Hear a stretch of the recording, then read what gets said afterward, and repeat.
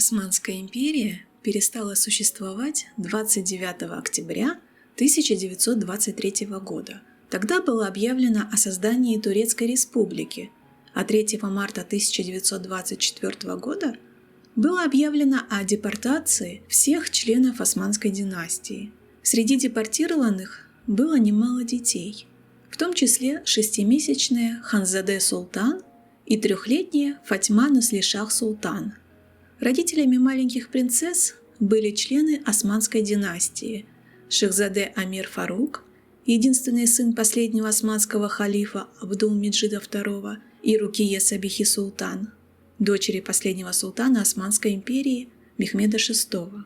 11 марта 1924 года Рукия Сабиха Султан с 2 дочерьми покинули Стамбул на Восточном экспрессе и отправились в Швейцарию. Там уже находились Шехзаде Амир Фарук и его отец, дедушка девочек. Немного позже семья переехала во Францию, в Ниццу. Там прошло детство девочек, а в 1926 году родилась их 3-я сестра Неджла. В 1938 году сестры с родителями переехали в Египет, а в 1940 году 51-летний принц Мухаммад Абдель-Мунейм сделал предложение 19-летней Неслишах Султан. Неслишах сначала не согласилась, но из-за ее отказа возникли проблемы с ее отцом, который желал этого брака. Отношения отца и дочери заметно охладели, после чего Неслишах все же согласилась выйти замуж. Увидев жертвенность сестры, 17-летняя Ханзаде тоже тотчас выразила согласие заключить выгодный брак, чтобы ее семье стало жить немного легче.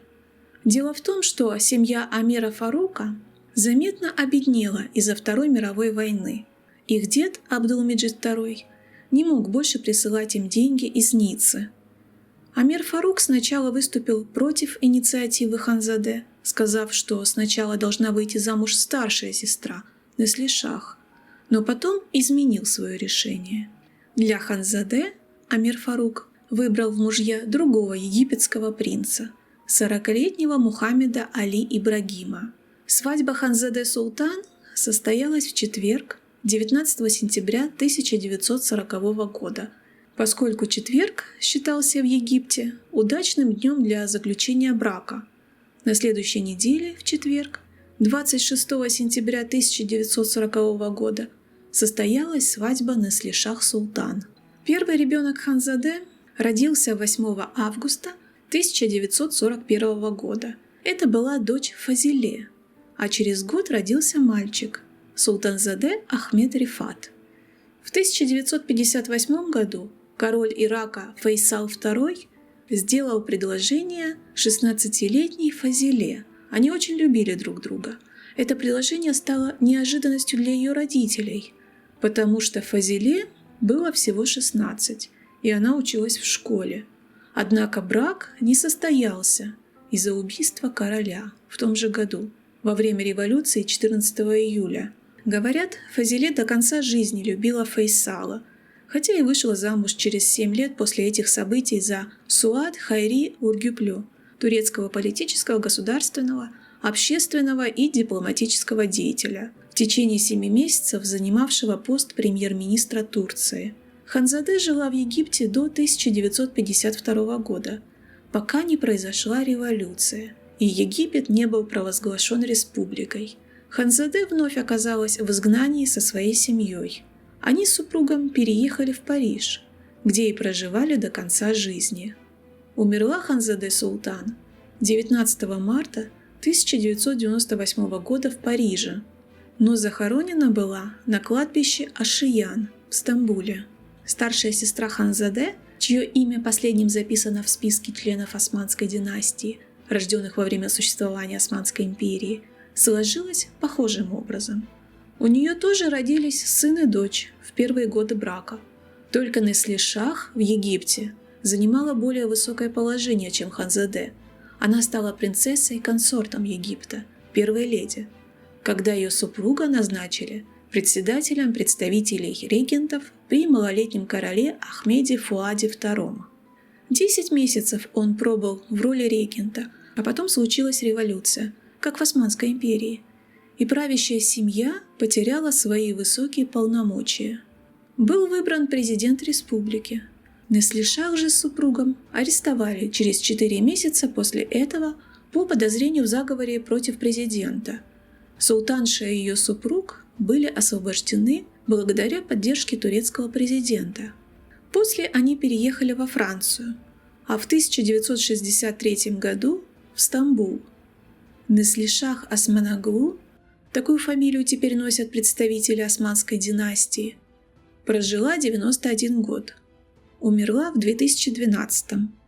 На тот момент она являлась старейшим представителем Османской династии. Похоронена на том же Стамбульском кладбище, что и Ханзаде.